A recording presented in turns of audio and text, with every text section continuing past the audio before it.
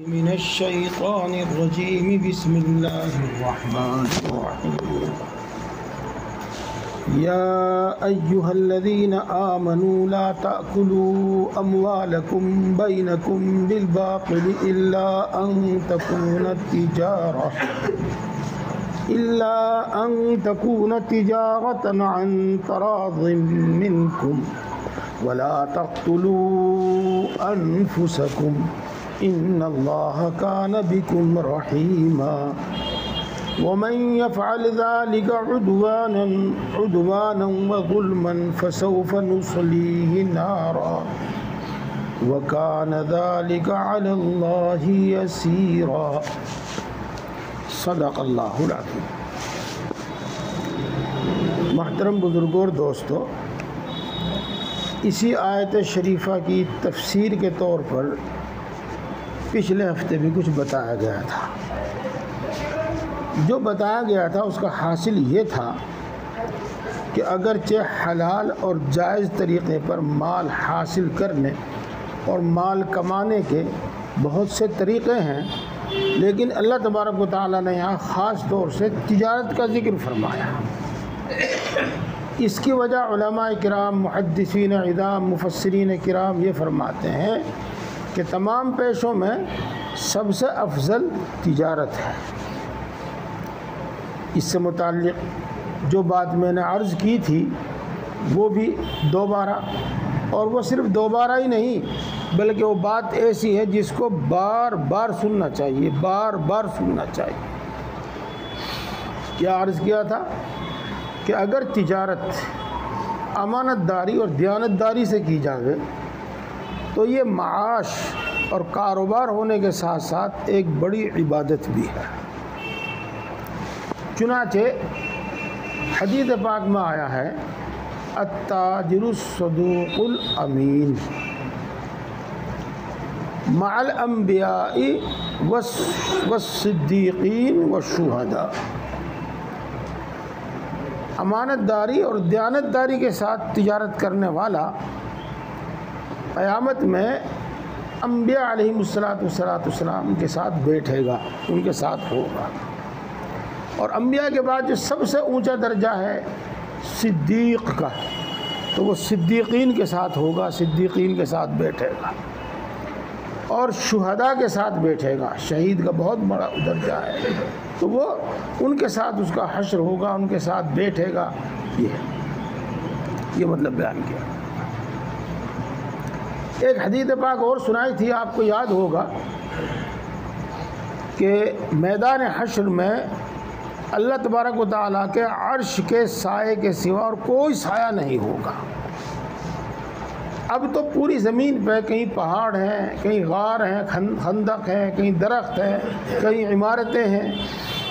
ये मैदान हश्र में बिल्कुल चटियल मैदान बना दिया जाएगा, चटियल मैदान, और कोई साया नहीं होगा।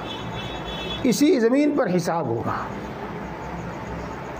तो अल्लाह तबारक व तआला अमानतदार, सच बोलने वाले ताजिर को और दूसरी इबादतों की वजह से जो इनाम अता फरमावेंगे, महज तिजारत के अंदर सच बोलने और अमानतदारी की बिना पर अपने अर्श के साए में जगह अता फरमावेंगे।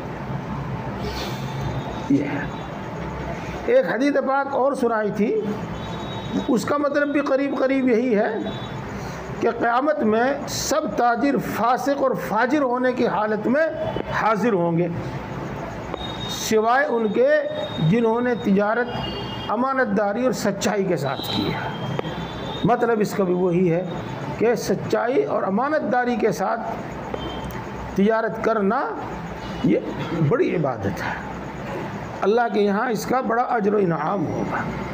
इससे ये भी मालूम हो रहा है कि तिजारत के अंदर झूठ बोलना, बेईमानी करना, कम तोलना, ये भी एक बहुत बड़ा गुनाह है और बड़ा फिस्क है, बड़ा फजूर है, फिस्क व फजूर है।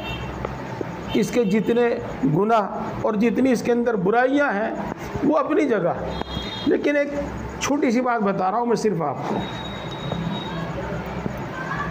वैलुल लिलमुतफ्फिफीन, कमी करने वालों के वास्ते हलाकत और तबाही है। काहे में कमी करने वालों के वास्ते?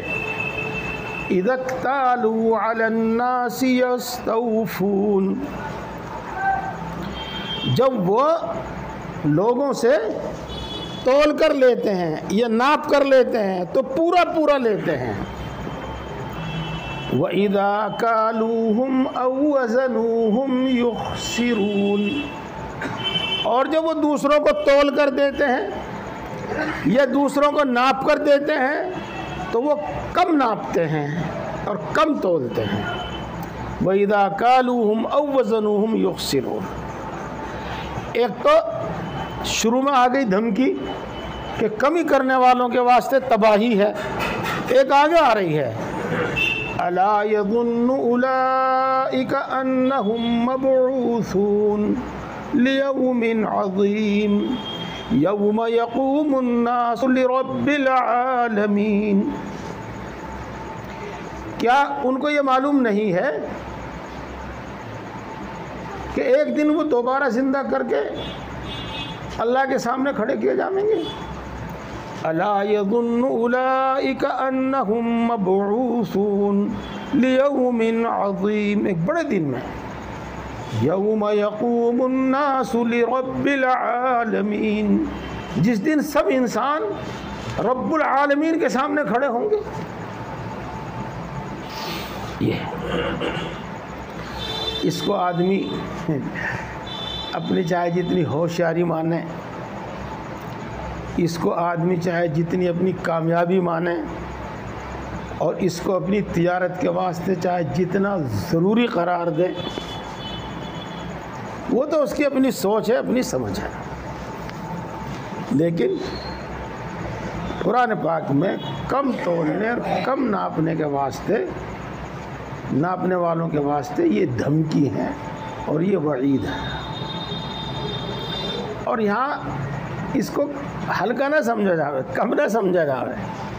हाँ, अंबिया किराम अलैहिमुस्सलाम दुनिया में तशरीफ़ लाते थे, किसी कौम में, किसी इलाके में तशरीफ़ लाते थे तो वो उनको ईमान की दावत देते थे, अल्लाह तबारक व तआला की इबादत की दावत देते थे, और साथ साथ में वहाँ जो गुनाह राइज होते थे, जो बुराइयाँ राइज होती थी, उन गुनाहों से उनको रोकते थे। हज़रत शुएब अलैहिस्सलाम मदियन की तरफ भेजे गए थे। ये वही हज़रत शुएब अलैहिस्सलाम है।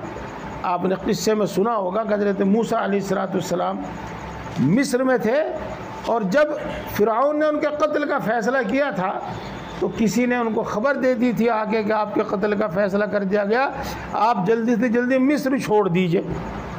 तो वो मिस्र से निकल कर चल दिए थे। उन्हें ये भी पता नहीं था कि मुझे कहाँ जाना। वो अल्लाह से ये दुआ कर रहे थे, अल्लाह मुझे सही मंजिल और सही ठिकाने पर पहुँचा दीजिए। आसा अन यहदियनी रब्बी सवाअस सबील, अल्लाह तबारक व तआला ने उनको ऐसे अच्छे ठिकाने पर पहुंचाया जहां उनके लिए पहले से मुक़द्दर था, यानी मदियन में हज़रत शुएब अलैहिस्सलाम के पास। वो किस्सा है, सुनते रहते हैं आप। मैं सिर्फ हज़रत शुएब का तारुफ़ कराना चाहता था। मैं, इनकी कौम कम तोलने और कम नापने के गुनाह में मुब्तला थी, और सभी चीज़ों की वजह से अज़ाब आया। नबी की ना मानने की वजह से, अल्लाह की साथ कुफ्र और शिर्क की वजह से, अल्लाह के अहकाम को ना मानने की वजह से, कम तोलने कम नापने की वजह से अज़ाब आया। क्या अज़ाब आया? पहले तो बहुत सख्त गर्मी हुई, उस गर्मी की बिना पर फिर ये लोग जंगल में निकल गए, अपनी बस्तियां घर छोड़कर जंगल में निकल गए। वहाँ पे ठंडी ठंडी हवा आई तो ये सब लोग वहीं मैदान में जमा रहे, सब छोटे बड़े मर्द औरत सब वहीं जमा हो गए, इलाके के सब, जहाँ भी अल्लाह का अज़ाब आना था। उसके बाद फिर आसमान से आग बरसी और उसी मैदान में सबको जलाकर ख़त्म कर दिया गया। ये है तो एक कम तोलने और कम नापने की वजह से ये आज़ाब हुआ। इसी तरीके से मेरे दोस्तों, आपने बहुत मरतबा सुना होगा हुकूकुल इबाद, बंदों का हक। बहुत मरतबा सुना होगा आपने माली हक। माली हक से अगर आदमी तौबा भी करे तो तौबा कबूल नहीं होती, यानी मुकम्मल नहीं होती उस वक्त तक जब तक वो माली अदा ना कर दे जिसका उसने किसी भी धोखे से लिया है। और यही हाल बंदे के दूसरे हुकूक का है। तो तिजारत में, लेन देन में जब वो दूसरे का हक मारता है तो देखो इतना बड़ा कबीरा गुनाह हुआ कि तौबा से भी माफ़ नहीं होने का जब तक के वो उनको वापस ना करते हैं। तो माली हक है और कम तोलने, कम नापने, झूठ बोलने मैं पहले तो हदीस पाक सुनाता हूँ आपको। अगर बेचने वाला अपने माल का ऐब ना छुपावे बल्कि गाहक पर उसको जाहिर करते हैं तो अल्लाह तबारक व तआला उसकी तिजारत में बरकत अता फरमाते हैं। ये फरमाया। अब आप बरकत का कोई मफहूम ना, छोटा मोटा मफहूम ना लीजिएगा। बरकत का इतना बड़ा मफहूम है, इतना बड़ा मफहूम है, बस क्या बयान किया जाएगा उसको। मुख्तसर ये समझ लीजिएगा कि हज़रत मौलाना शाह बरार साहब नंबर अल्लाह मरक़दो फरमाया करते थे कि बरकत का मफहूम ये है कि कभी तो माल में ज़ाहिरी ज़्यादती भी होती है। ज़ाहिरी ज़्यादती का मतलब यही होता है कि आज एक दुकान है, कल 2 दुकान हो गई, कल 2 दुकान है, परसों 4 दुकान हो गई। काम बढ़ता ही चला गया, बढ़ता ही चला गया। ये तो ज़ाहिरी बरकत हुई, माल में ज़्यादती हुई। और एक बरकत इसकी ये होती है कि इसके माल से इसको नफ़ा ज़्यादा होता है, इसके माल से इसको नफ़ा और फ़ायदा ज़्यादा होता है। ये कसीरुन नफ़ा, नफ़े की कसरत। उम्मीद है कि मेरी इतनी बात से आपको समझ में आ गई होगी, लेकिन और थोड़ा सा बता दूं मैं आपको। बाद लोग आपने देखे होंगे कि कमाते कमाते उनके हाथ गल जाओ, बूढ़े हो जाओ वो, लेकिन न सही खाना नसीब, न सही पहनना नसीब, न घर में आराम नसीब, न औलाद काम की। ये तो वो कमाते खूब हैं, लेकिन उनको उस दौलत से चाहे बैंक बैलेंस कितना भी हो जाए, घर में कितना भी रखा रहे, लेकिन फ़ायदा नहीं होता। न वो ढंग का खा सकें, न ढंग का पहन सकें, न रह सकें, न माल दौलत से, साजो सामान से जो आदमी का मकसद है कि वो आराम से रहे, आराम की नींद सोवे, न वो उसको हासिल होता। देखा बहुत लोगों ये। और बाज़ों को आपने बिल्कुल इसका उल्टा देखा होगा, हमने तो बहुतों को देखा। जी हाँ, बड़ी थोड़ी सी आमदनी, कई आदमी है मेरे जहन में वो भी बड़ी थोड़ी सी आमदनी, लेकिन उनमें खूबी ये थी कि वो बड़ा इंतज़ाम से खर्च करते थे, इंतज़ाम से। और यूँ समझ लीजिएगा आप कि हर तरह का ऐश, हर तरह का आराम, हर तरह का अच्छा खाना उन्होंने चारपाई पे, बीमारी यानी मौत की चारपाई तक उन्होंने वही खाया। ये तो कसीरुन नफ़ा, नफ़ा ज़्यादा हो जिसका, आदमी की दुनिया भी बन जावे, आदमी की आखिरत भी बन जावे, ख़ुद भी आराम से रहे, उसकी औलाद भी कामयाब हो, वगैरह वगैरह। बहरहाल तो बरकत उसमें होती है।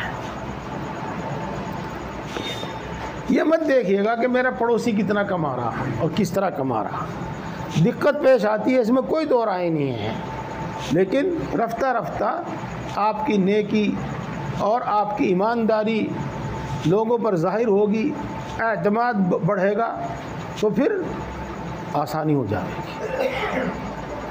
बहुत सारे बुज़ुर्गों के इस तरह के किस्से हैं, लेकिन मशहूर किस्सा इस सिलसिले में हज़रत इमाम आदम अबू हनीफा रहमतुल्लाह अलैह का है। वो कपड़े के ताजिर थे और छोटे मोटे ताजिर नहीं थे, बल्कि बहुत बड़े ताजिर थे। इतने बड़े ताजिर थे कि सारा काम मुलाजिमीन, मुनीम, मैनेजर वगैरह क्या करते थे, वो तो देखभाल कुछ क्या करते थे। एक मर्तबा कुछ कपड़ा था, चाहे आप उसको लाट कह लो, चाहे आप उसको ढांग कह लो, या कुछ भी कह लो, जो भी कुछ गांठ कह लो, जो भी कुछ कहते आए हो आप, उसमें एक थान ऐबदार था। इमाम साहब ने, जो उनका वो मैनेजर था, मैनेजर कहते हैं आजकल उसको, पहले मुनीम कहते थे या कारिंदा जो भी कुछ, उसको हिदायत कर दी कि जब आप इसको बाज़ार में लेके जावें तो ये थान अलग निकाल के उनको दिखा देना कि ये ऐबदार है, बाकी सब सही है। तो बाज़ार में गया, कपड़ा ज़्यादा था चूँकि, इसलिए ज़्यादा छानबीन देखभाल ख़रीदार ने भी नहीं की और उनको भी याद नहीं रहा वो थान का ऐब दिखाना, थान का ऐब बताना। और माल बिक गया, ख़रीदार उसको लेके चला गया। जब वो घर वापस पहुँचे तो सबसे पहले सवाल इमाम साहब का उनसे ये था कि आपने उस थान का ऐब ख़रीदार को दिखा दिया था, बता दिया था कि नहीं? उन्होंने कहा जी मुझे तो याद नहीं रहा, मैं तो भूल गया। मैंने कहा ठीक। तो उस दिन कपड़ा बिक के जितना भी पैसा आया था वो सब का सब खैरात कर दिया, वो सब का सब खैरात कर दिया। ये है। तो ये मैंने आपको अमानतदारी की मिसाल बताई, अमानतदारी की मिसाल बताई। कम तोलना ये भी बेईमानी है, और ऐबदार सामान अच्छा बता कर देना ये भी बेईमानी है। हाँ, और आप भी जानते हैं, देखो चाहे आप बेचने में सच्ची कसम खावें, सच्ची कसम खावें, कि सच्ची कसमें खाने से भी बरकत उठ जाती है। सच्ची कसम खाकर भी बेचने से अल्लाह के रसूल सल्लल्लाहु अलैहि वसल्लम ने मना किया है।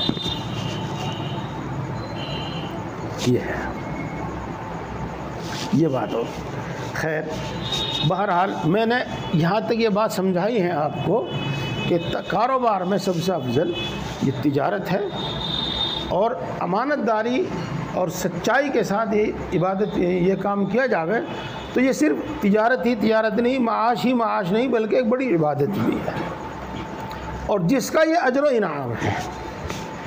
और बेईमानी और झूठ, वो जो उसका थोड़ा सा मैंने नुकसान आपको बताया। अब चलते हैं फिर शुरू से। ए ईमान वालो, तुम अपने माल आपस में नाहक तरीके पर मत खाओ। कुरान पाक में देखिए छोटा सा जुमला है, और दुनिया में नाहक और बातिल तरीके पर माल खाने की जितनी भी सूरतें हैं वो सब इसमें आ गई। मिसाल के तौर पर एक शख्स चोरी करता, डकैती डालता है, वो नाहक है। जेब काटता है, वो भी नाहक है। किसी से कर्ज के नाम पर लेता है और फिर देता नहीं, वो भी नाहक है। किसी से उधार सौदा लेकर फिर वो उसके पैसे नहीं देता, ये भी नाहक है। रिश्वत भी नाहक है, सूद भी नाहक है। इसी तरीके से बै कहते हैं इसको, खरीदने बेचने को अरबी में बै कहते हैं, बै। तो खरीद और फरोख्त की भी बहुत सारी सूरतें हैं जो नाजायज़ हैं। खरीद और फरोख्त की भी बहुत सारी सूरतें हैं जो नाजायज़ हैं। तो इस आयत शरीफा की तफसीर हदीस पाक में आई है, हदीसों में आई है, एक हदीस में नहीं बल्कि बहुत सारी हदीसों में आई है।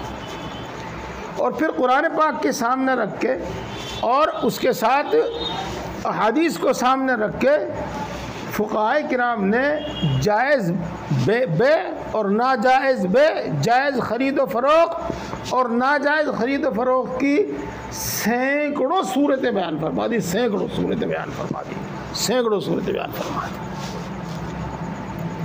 कुछ चीज़ें जो हैं तादाद गिनती विनती की जो है वो अच्छी तरह याद नहीं रहती।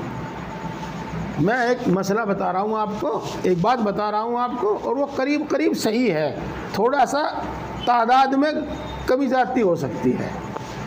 इमाम अबू हनीफा अलैहिर्रहमान ने कुरान और हदीस में गौर करके 4.5 लाख मसाइल किताबों में लिखे।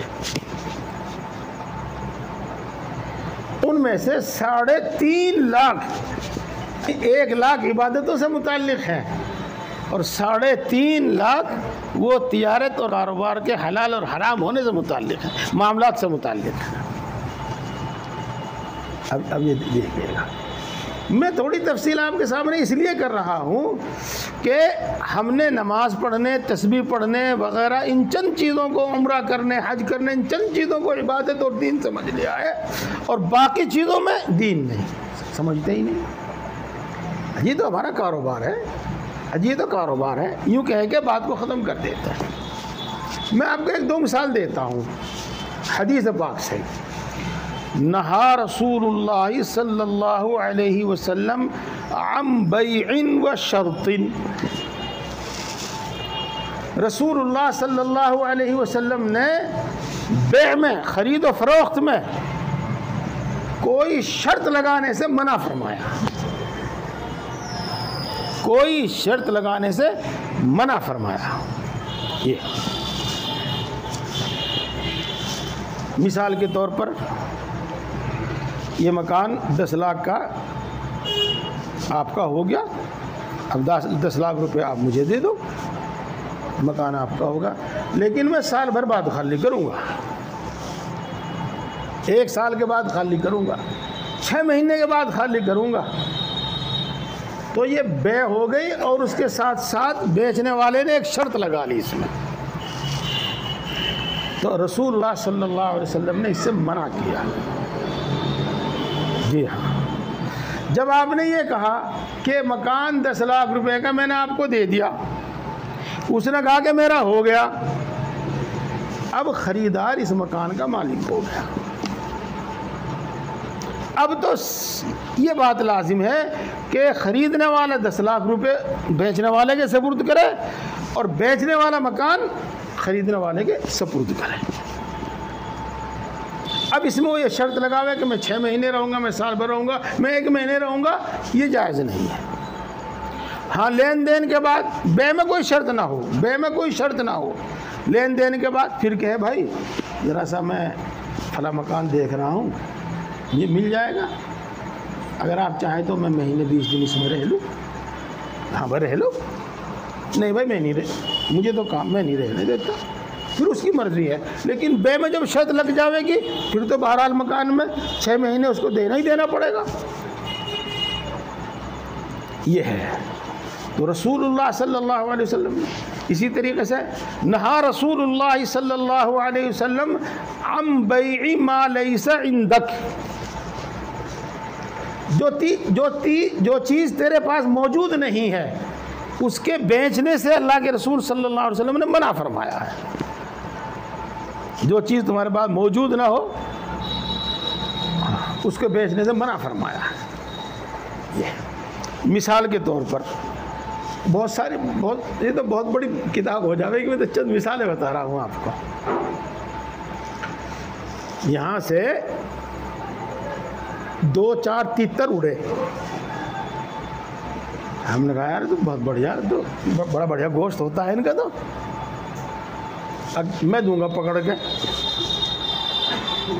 4 हैं ये 400 रुपये के, मैं दूंगा पकड़ के। ये तो वो चूँकि उसके कब्ज़े में नहीं है, उसकी मिल्कियत में भी नहीं है, तो ये बे जायज़ नहीं होगी, ये बे जायज़ नहीं होगी। जी हाँ, इसी तरीके से बहुत सारी सूरतें हैं, एक में मिसाल मैंने आपको बताई है। हाँ, जो चीज़ अपने पास मौजूद ना हो उसको बेचने की एक सूरत है।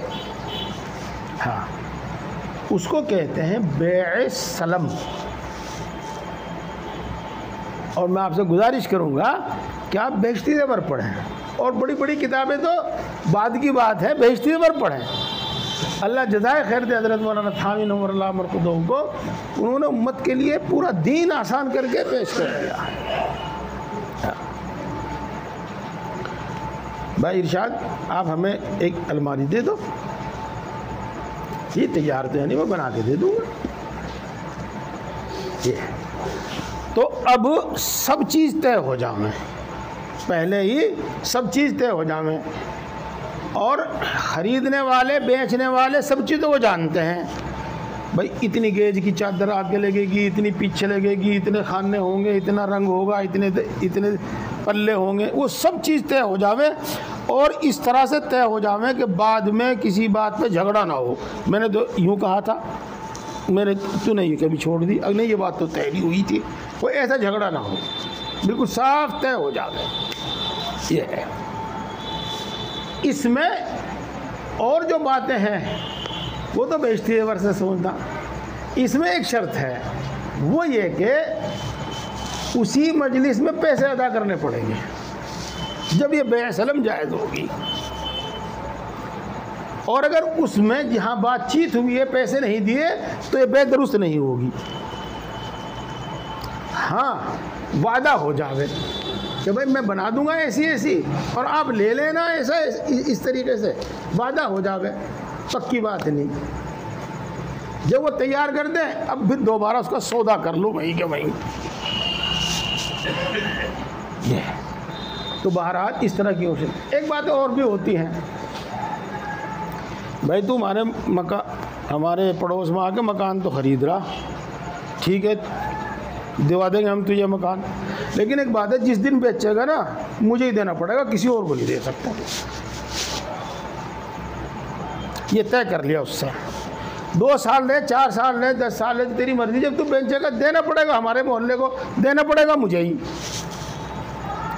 तो ये एक शर्त लगा दी, ये शर्त जायज़ नहीं है। इसी तरीके से जिस बेच में किसी भी किस्म का धोखा हो, धोखा, गरर और धोखा, तो रसूलुल्लाह सल्लल्लाहु अलैहि वसल्लम ने ऐसी बेच से मना फरमाया है, ऐसे मना फरमाया है। बहरहाल मैं अर्ज़ ये कर रहा था कि नाहक माल खाने में जितनी भी सूरतें हैं नाहक खाने की, वो सब आ गई। सूद भी इसमें आ गया, रिश्वत भी इसमें आ गई, किसी का माल छीनना, किसी की मीरास का हिस्सा न देना, कर्ज लेकर न देना, वो सब इसमें आ गया। अल्लाह ताला हम सबको सही समझ और अमल की तौफीक अता फरमाए। यहाँ एक बात और भी याद रखिएगा, एक बात और भी याद रखिएगा कि इस्लाम ने बेच के जायज़ होने के वास्ते जो शर्तें रखी हैं, आप उन पर गौर कीजिएगा। मैं उनको थोड़ी सी बयान करूँगा। नंबर 1, बाहमी रजामंदी से हो, दोनों की रजामंदी से हो। बेचने वाले पर कोई ऐसा दबाव ना हो कि वो अपनी मजबूरी से, डर से, किसी बिना पर बेच रहा है, लेकिन वो बेचना देना नहीं चाहता, लेकिन वो किसी भी डर से, किसी भी दबाव से दे रहा है। मंडी के, बाज़ार के ऐसे उल्टे कानून हैं कि उन कानून की बिना पर उसको देना पड़ रहा, बेचना पड़ रहा, लेकिन वो बेचने से दिल से राज़ी नहीं है। तो आपस की रजामंदी से हो, खुली रजामंदी से बेचना। यहाँ भी बताया इल्ला अन तकून तिजारतन अन तराज़िम मिनकुम, एक बात। दूसरी बात यह है कि जो कीमत है उसकी अदायगी के वास्ते इतनी साफ बात हो कि कोई झगड़ा ना हो सके हो बाद में। और जो चीज़ बेची है जिसको मबी कहते हैं, उसमें इतनी साफ बात हो कि उसमें बाद में किसी किस्म का झगड़ा ना हो।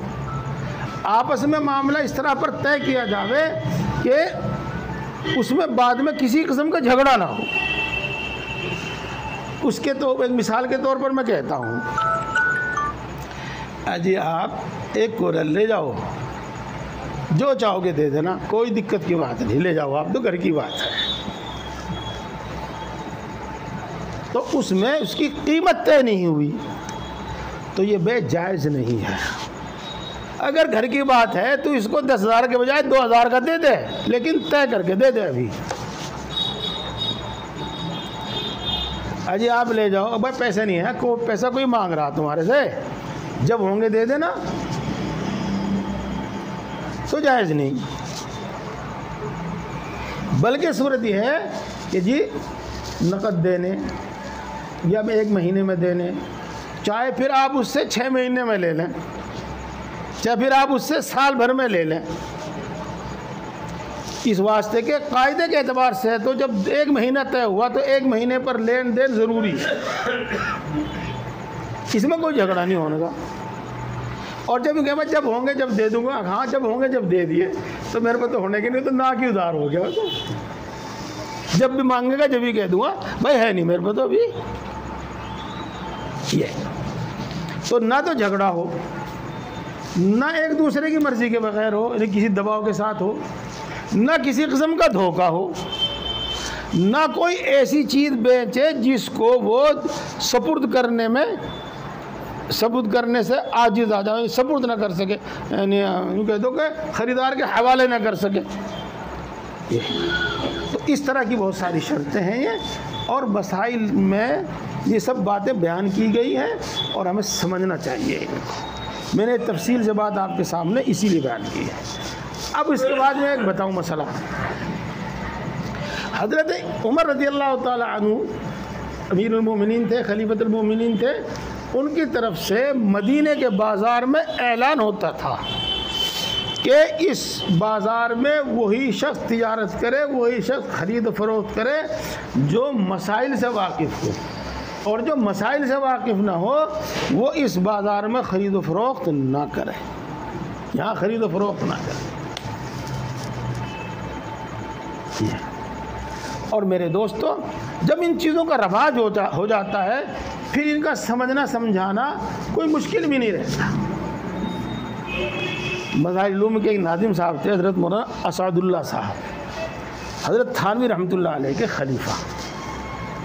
तो मज़ाहिर उलूम में सोना चांदी वगैरह ये भी आता रहता था, आ जाता था, तो वो सब बेचते थे।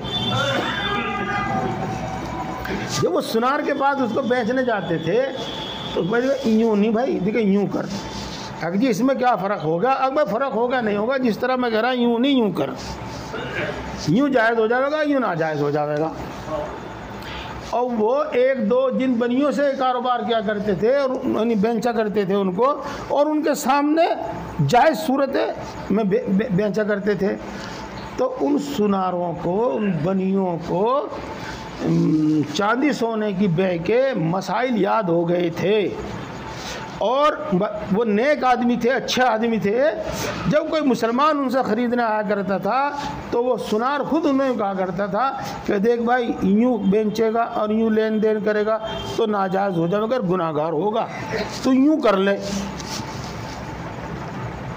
तो जब उनका लेन देन हो जाता है, आम रवाज हो जाता है, तो फिर इन मसाइल का समझना समझाना और याद करना भी कुछ मुश्किल नहीं रहता। बहरहाल बस मैं अपनी बात इस पर ख़त्म करता हूँ कि हलाल खाने के वास्ते ख़रीद व फ़रोख्त के मसाइल का जानना फ़र्ज़ है, और जब तक हम ख़रीद व फ़रोख्त के मसाइल नहीं जानेंगे हलाल नहीं खा पाएंगे। आप सोच विचार में न पड़िए, यूँ ना कहिए कि हमारे बस की बात नहीं है ये। बस मैं आपसे इतना अर्ज़ करूं कि जब कोई काम क्या करो तो पूछ कर लिया करो कि ये किस तरह से है, जायज़ है कि नहीं जायज़। तो इंशाअल्लाह अल अज़ीज़ रफ्ता रफ्ता आपको तमाम मसाइल मालूम हो जाएंगे, याद हो जाएंगे। अल्लाह तबारक व तआला हम सबको तौफ़ीक़ अता फरमाए।